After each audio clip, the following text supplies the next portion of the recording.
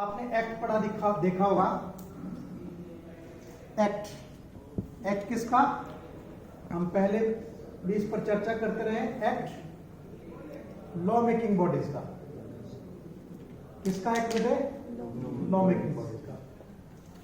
Central laws जो बनते हैं हमारे इंडिया में, वहां के लिए लॉ मेकिंग बॉडी है पार्लियामेंट।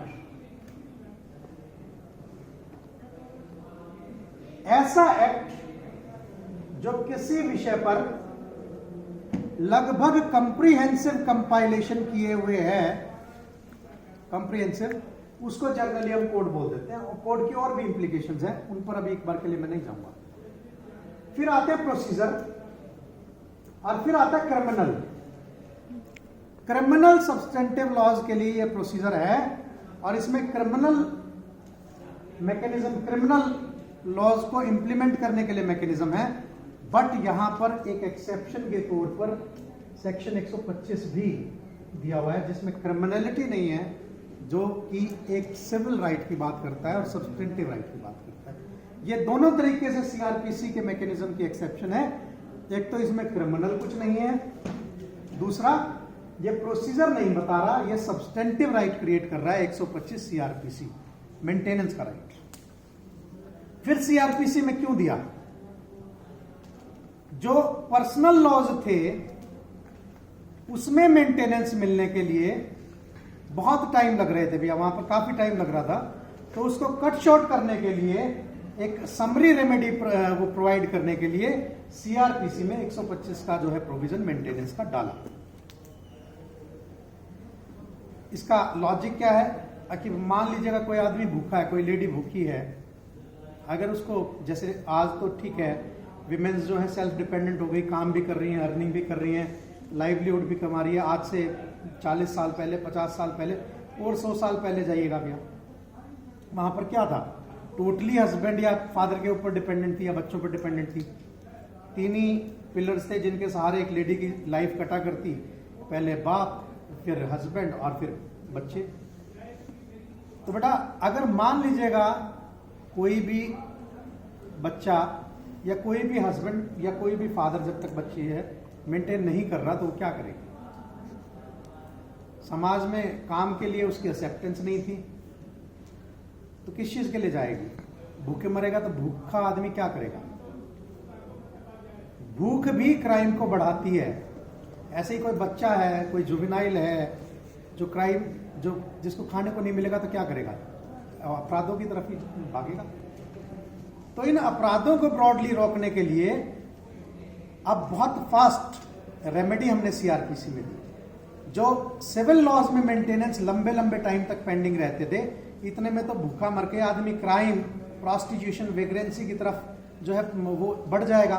तो उसको अवॉइड करने के लिए फास्टर रेमेडी के लिए 125 सीआरपीसी बनाया, और क्योंकि थी हमने फास्ट समरी वे में रेमेडी देनी थी, इसलिए इसको सीआरपीसी में डाला, और बाकी सारा मैकेनिज्म सिविल राइट। अब आते हैं बेटे प्रोसीजर। प्रोसीजर की बात करते हैं। अब मुझे ये बताइए, सीआरपीसी भी लिख दी, तो क्या सीआरपीसी की धाराएं उठ के कोई काम करेगी? जेल में क्या सीआरपीसी की धारा डालेगी? क्वेश्चन ये है। तो सीआरपीसी की धारा ने भी काम नहीं करना। तो सीआरपीसी के अंदर कुछ फंक्शनरीज हैं। क्या बोल रहा हूं भैया मैं? फंक्शनरीज जो काम कर रही हैं, जिनके माध्यम से हम चीजों को इंप्लीमेंट कर रहे हैं। लोगों को अगर उन्होंने क्राइम किया है तो जेल में भेज रहे हैं भैया। अब ये फंक्शनरीज भी दो तरीके की हैं, दो तरीके की फंक्शनरीज है बेटे। एक वो फंक्शनरीज जिनको सीआरपीसी क्रिएट कर रही है, जिनको सीआरपीसी क्रिएट कर रही है, क्रिएट भी सीआरपीसी कर रही है और फंक्शंस भी सीआरपीसी दे रहे हैं, जैसे कोर्ट ऑफ सेशंस, जैसे जुडिशियल मजिस्ट्रेट्स, जैसे पब्लिक प्रोसिक्यूटर या एपीपी,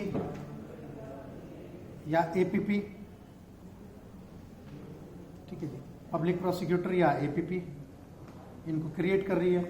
दूसरा directorate of prosecution,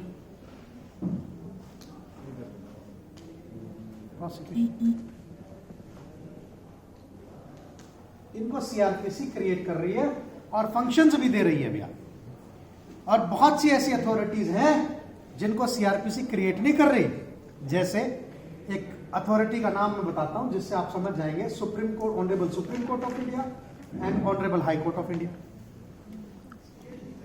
honourable supreme court and honourable high court, इनको बना कौन रहा है? कॉन्स्टिट्यूट कौन कर रहा है? एस्टेब्लिश कौन कर रहा है? Constitution of India, constitution of India. But functions यहां पर भी दिए हैं, अपील जाती हैं, quashing of FIR 482, 482 CrPC high court करते हैं।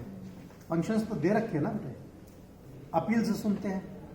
बेल का भी, एंटिसिपेटरी बेल का कंकरेंट पावर है डिस्ट्रिक्ट जज, सॉरी डिस्ट्रिक्ट सेशन जज की या सेशन जज की, एडिशनल सेशन जज की और हाई कोर्ट की कंकरेंट पावर है। राइट, फंक्शंस बहुत दिए हुए हैं, बट क्रिएट कौन कर रहा है? Constitution of India. ऐसे ही एक और बहुत बड़ी फंक्शनरी है पुलिस। सारी इन्वेस्टिगेटिंग पावर हमने पुलिस पर, अरेस्ट की पावर काफी हद तक पुलिस को दे रखी है। पुलिस को सीआरपीसी कॉन्स्टिट्यूट नहीं कर रही, बट फंक्शंस बहुत दे रखे हैं, काफी फंक्शंस दे रखे हैं। राइट जी, चले आगे, काफी फंक्शंस दे रखे हैं। और इसके अलावा, पुलिस के अलावा और कौन सी बेटे? एक जो थोड़ा सा कुछ लोग डिबेट कर सकते हैं, बट मैं बड़े धड़ल्ले से कहता हूं, एक बहुत बड़ी फंक्शनरी सीआरपीसी के अंदर प्राइवेट पर्सन है। आप हैं, हम हैं, आप हम सब हैं, प्राइवेट पर्सन। ड्यूटी इंपोज की गई है कि भी कोई भी क्राइम का पता चले तो आप बताएंगे मशीनरी को। ठीक है जी। अरेस्ट करने की प्राइवेट पर्सन को पावर दे रखी है,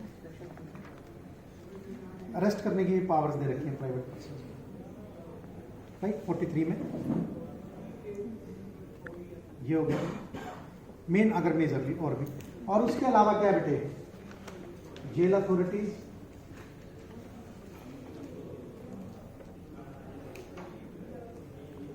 जेल अथॉरिटीज जिनको फंक्शंस दे रखे हैं।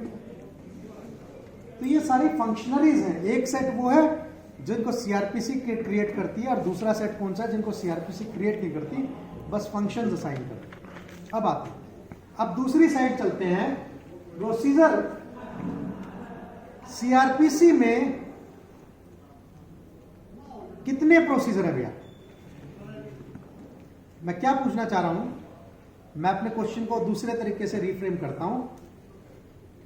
How many kind of procedures are framed या प्रोवाइडेड अंडर सीआरपीसी? तो मैं जब बड़ा हुआ, प्रोसेस में था, मतलब अभी तक भी नहीं, तो एक बात हम अक्सर बचपन से सुनते आए, इंडियन का जो लीगल सिस्टम है, क्रिमिनल जस्टिस सिस्टम है, उसका मजाक इस तरह उड़ाया जाता था कि भैया फॉरेन में तो जो क्राइम करने वाला होता है उस पर भी नजर होती है, और इंडिया में तो क्राइम होने के बाद भी कई दिन बाद पुलिस पहुंचती है। तो बड़ा है वो सरप्राइज है कि भैया हमारा सिस्टम इतना डिफेक्टिव है क्या? नहीं, जब मैंने सीआरपीसी को पढ़ा, जब समझा, तो ये पाया गया कि ये प्रोविजन हर जगह होते हैं, बस इम्प्लीमेंटेशन मैनी फैक्टर्स की वजह से लैग कर जाती है। तो हमारी सीआरपीसी में एक नहीं बेटे, प्रोमिनेंटली दो तरीके के प्रोसीजर दिए हुए, दो तरीके के प्रोसीजर दिए हुए। कौन से? एक क्राइम प्रिवेंटिव,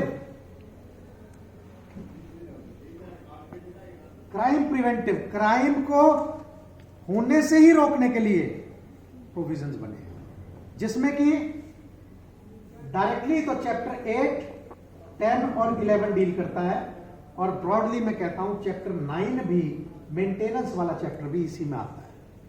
हम क्यों इमीडिएट मेंटेनेंस के लिए गए? बच्चों के, बूढ़ों के, लेडीज के, ताकि वो क्राइम की तरफ ना बढ़े। किसकी तरफ ना बढ़े? क्राइम। ब्रॉडली देखें तो ये मेंटेनेंस का प्रोविजन क्राइम प्रिवेंटिव भी है, क्राइम प्रिवेंट करने।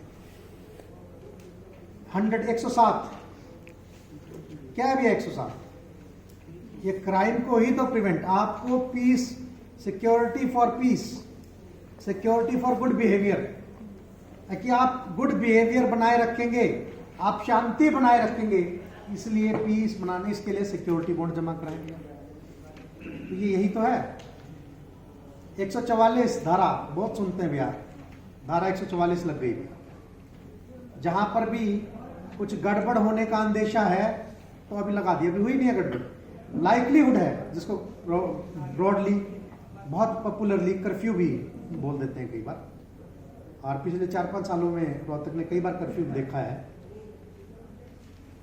पहले तो अनजान थी ये टर्म, बट रोहतक फेमिलियर बहुत है इस टर्म से, कर्फ्यू। तो ये सारे क्या है, ये क्राइम को होने देने से रोकने के लिए है। यहां पर 8 भी, 10 भी, 11 भी और 9 भी। और दूसरे को कई विद्वान बहुत अच्छी टर्म में इस्तेमाल करते हैं जो मतलब बिल्कुल क्लैरिटी लाती है, वो भी, और मैं उसके लिए एक ऑल्टरनेट भी इस्तेमाल करता हूं। दूसरा क्या है, अगर क्राइम हो गया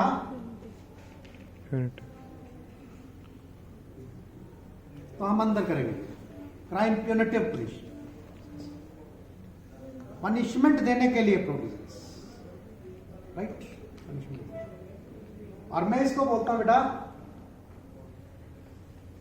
क्राइम रिड्रेसल प्रोविजंस।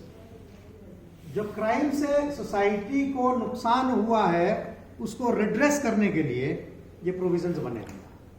जेल का एक पर्पस क्या है भैया, what is the purpose of jail? अगर 5 थ्योरीज ऑफ पनिशमेंट देखें, क्या है, प्रिवेंटिव, क्रिमिनल को प्रिवेंट करना है, ठीक है, डेटरेंट, एग्जाम्पल सेट भी करना है, राइट। तो ये सोसाइटी को उस तरह से वो कर रहे हैं भैया।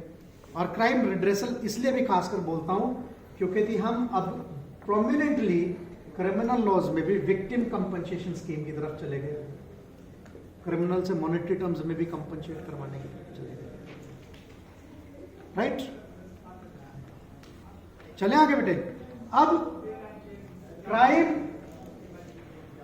के लिए पनिशमेंट, बाकी सारी चीजों को एक बार मैं छोड़ दे रहा हूं और अपना फोकस क्राइम प्रिवेंटिव की तरफ लेके जा रहा हूं ब्रॉडली। बेटे वर्ल्ड में, पूरे वर्ल्ड में, चाहे कोई कितनी रिसोर्सफुल कंट्री क्यों ना हो, कितनी रिसोर्सफुल, चाहे यूएस हो, चाहे स्कॉटलैंड यार्ड हो, चाहे कहीं कहीं की भी पुलिस हो गया, कहीं का सिस्टम हो, कहीं का तंत्र हो, हर सिस्टम एक चीज में पर्टिकुलरली लैग करता है। वर्ल्ड में कोई भी सिस्टम ऐसा नहीं हो सकता जो हर टाइम हर आदमी को क्राइम से प्रोटेक्शन दे भी दे, और अगर हो जाए तो उसको पता चल जाए और पनिशमेंट दे दे। कोई भी वर्ल्ड में इतना सिस्टम रिसोर्सफुल नहीं है ताकि जिसको हर टाइम के लिए क्राइम की इंफॉर्मेशन पता चल जाए और वो कर दे, राइट। तो इसके लिए क्या है, इसके लिए जो है हमने क्या किया, हमने तो क्या, फ्रेमर्स ऑफ सीआरपीसी में जो लीगल एक्सपर्ट्स हैं या जो लॉ बनाने वाले हैं, इन्होंने सबसे बड़ी जिम्मेदारी जो क्राइम, जो किसी भी पूरे वर्ल्ड के हर सिस्टम के लिए प्रॉब्लम है कि भैया एक्टिवेट कैसे होगा क्रिमिनल जस्टिस सिस्टम, हमें कैसे पता चलेगा कि कोई क्राइम हुआ होगा। खासकर मैं एक, अभी तो डीक्रिमिनलाइज हो गया, एक कंट्रोवर्शियल एरिया पर जाता हूं जिसको डीक्रिमिनलाइज कर दिया, बट जब वो क्रिमिनल था 377 होमोसेक्सुअलिटी अपराध था जब, तो हमेशा प्राइवेसी में होता था, कैसे पता चलेगा? That was not non cognizable, that was a cognizable offence. पता कैसे चले? जनरली प्राइवेसी में होगा। और मर्डर भी, या खासकर और कॉन्स्पिरेसी की बात करें तो कॉन्स्पिरेसी तो होगी कहां पे भैया, सीक्रेसी में ही होती है, तो कैसे पता चले? बहुत से शातिर क्रिमिनल्स होते हैं, कई दिन तक तो यही नहीं पता चलने देते कि कौन इन्वॉल्व है। इवन डेड बॉडीज भी, जैसे मैं एक वो बताऊं, एक फॉरेन की कोई वो पढ़ रहा था आर्टिकल, वहां पर क्या था कि भी एक मिक्सी ठीक होने आई मैकेनिक के पास और उसमें एक दांत फंसा मिला। दांत की डीएनए प्रोफाइलिंग की तो पता चला कि वो आदमी का था, ह्यूमन उसका दांत था। फिर धीरे धीरे और इन डेप्थ डिटेल में जाया गया तो पता चला कि एक लेडी ने अपने उसको हस्बैंड को मार दिया था। आर्ग्यू की थी उसकी बॉडी ना पता चले और चले तो उसके लिए क्या करती थी भैया कि डेली उसके पार्ट को काट कर मिक्सी में पीस कर और बिरयानी बनाकर लोगों में बांट के खिलाती। ये तो उसकी बैड लक कि एक वो दांत फंसा रह गया, अगर वो भी मशीन भी खराब हो गई, अगर ना खराब होती नहीं जाते तो संज्ञान नहीं आता। तो कहां कैसे, हर प्रॉब्लम के लिए सिस्टम है, हर सिस्टम के लिए ये प्रॉब्लम है। रिवर्स ऑर्डर में बोल गया मैं, ठीक है जी, हर उसके लिए। तो इसको कैसे दूर किया जाए, इसको कैसे? तो भैया कोई भी सिस्टम वर्ल्ड में रिसोर्सफुल नहीं हो सकता। सबसे बड़ी प्रॉब्लम है, पहला स्टेप जो है वही सबसे डिफिकल्ट है। स्टेप 1 क्या है? Activation of criminal